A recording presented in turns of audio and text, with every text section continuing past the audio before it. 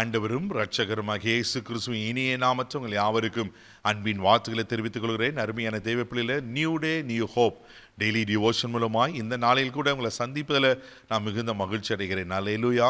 இன்றைக்கு கூட கர்த்தர் நமக்கு கொடுக்கிற வார்த்தை என்ன? 1 தெசலோனிக்கர் புஸ்தகம் 4ஆம் அதிகாரம் 7வது வசனத்தை கூட வாசிக்க கேட்போம். தேவன் நம்மை அசுத்தத்திற்கல்ல பரிசுத்தத்திற்கே அழைத்திருக்கிறார். ஆமென், ஆமென். தேவன் நம்மை அசுத்தத்திற்கல்ல பரிசுத்தத்திற்கே அழைத்திருக்கிறார். தேவ பிள்ளையிலே, நமக்கு ஒரு மிகப்பெரிய ஒரு அழைப்பு இருக்கிறது. இந்த மோஸ்ட் ஹை காலிங் என்று சொல்லுவாங்க. அப்படின்னா ஒரு பிரதானமான அழைப்புல 5-fold மினிஸ்ட்ரிஸ் இருக்கு. ஆமீன். அப்போஸ்தலர் அழைப்பு, தீர்க்க தரிசன அழைப்பு, சுவிசேஷக அழைப்பு, மேய்ப்பர் அழைப்பு, போதக அழைப்பு. இந்த அழைப்புகள் எல்லாம் காட்டிலும் மிக முக்கியமான ஒரு பிரதானமான ஒரு அழைப்பு இருக்கிறது. என்ன அழைப்புனா பரிசுத்த அழைப்பு. தேவன் நம்மை அசுத்தத்திற்கு அல்ல.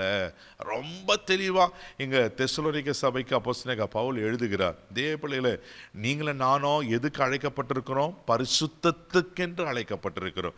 யார் ஆண்டவர் ரத்தத்தினாலே கழுவப்பட்டு ரட்சிப்பின் அனுபவத்தை பெற்று ஆண்டவர் பிள்ளையாய் இருக்கிறாங்களோ, அவங்க மேல ஒரு முத்திரை இருக்கு, அவங்க மேல ஒரு போர்வை இருக்கு, அவங்க வேறு பிரிக்கப்பட்டவர்களாக காணப்படுறாங்க. எப்படி? பரிசுத்தம். அல்லேலூயா.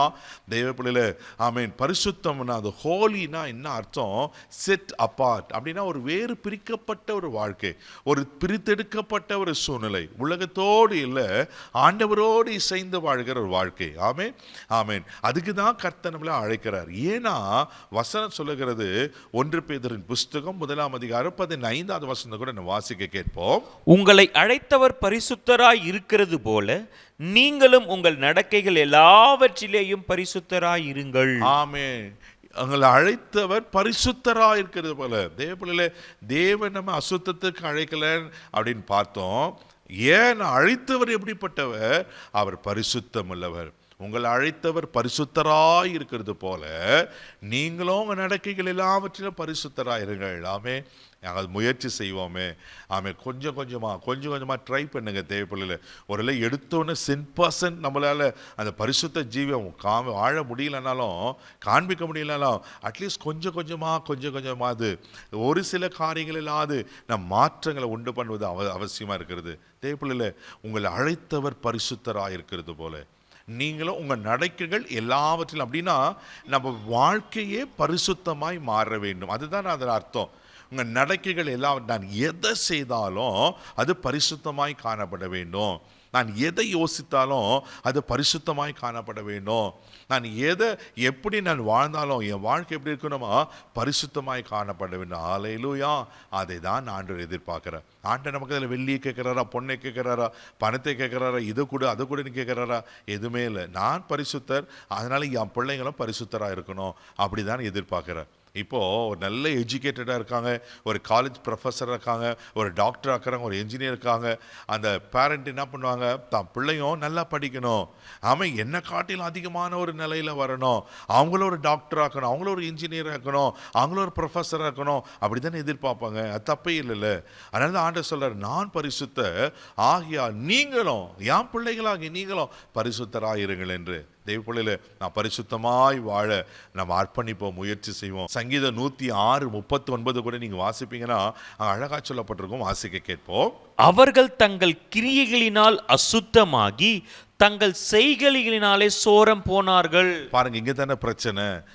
அவர்கள் தங்கள் கிரியைகளினாலே அசுத்தமாகி தன் செய்கைகளெல்லாம் சோரம் போனாங்களாம். அல்லேலூயா. அப்போ நான் செய்கிற கிரியை, நான் செய்கிற காரியம், செய்கை எப்படி இருக்கணும்? பரிசுத்தமாக இருக்கணும். தெய்வ பிள்ளையே, இந்த உலகம் அசுத்தத்தில் இருக்கு. ஆமென். இந்த உலகத்தின் அதிபதி யார்? அசுத்தமானவன். தெய்வ பிள்ளையில, உலகத்தின் அசுத்தத்தில் நம்ம காணப்பட்டாலும் ஆண்டவர் பிள்ளைங்க வேறு பிரிக்கப்பட்டவர்கள். நான் பரிசுத்தர் ஆகியால் நீங்களும் பரிசுத்தராக இருங்க. பரிசுத்தத்தில் காத்துக்கொள்ளுங்க. இன்னைக்கு ஆண்டவர் நம்மோடு பேசுகிறார். பரிசுத்தத்துக்கு முயற்சி செய்வோம். கண்களை மூடி நாம் ஜெபிக்கலாம். அன்பு தகப்பனே, உமக்கு நன்றி சொல்லி நம்ம துதிக்கிறோம்ப்பா. எங்களை அசுத்தத்திற்கு அழைக்கலப்பா, நீங்கள் பரிசுத்தத்திற்கென்று அழைத்திருக்கிறீர் ஆண்டவரே. ஆமென். உங்கள் அந்த பரிசுத்தத்தில் நாங்களும் பங்குள்ளவர்களாய், எங்களையும் பரிசுத்தவான்களாய் ஆண்டவர் காத்துக்கொள்ள உதவிச்சிங்கப்பா. நீங்கள் தான் எங்களுக்கு கிருபை பாராட்டணும், உதவி செய்யுங்க. பரிசுத்தவான் என்ற அந்த முத்திரை எங்கள் மேலே இருக்கட்டும். ஆசீர்வதியும். எங்கள் செய்கைகள், எங்கள் கிரியைகள் பரிசுத்தமாய் காணப்பட உதவி செய்யும். இந்த நாள் முழுதும் கரம்பிடித்து நடத்தும் உங்கள் தெய்வீக பாதுகாப்புக்கு போடுகிறேன். இயேசுவின் மூலம் ஜெபம் கேளும் பிதாவே, ஆமென். அல்லேலூயா. நீங்கள் பரிசுத்தவான், தைரியமாக போங்க. God bless you.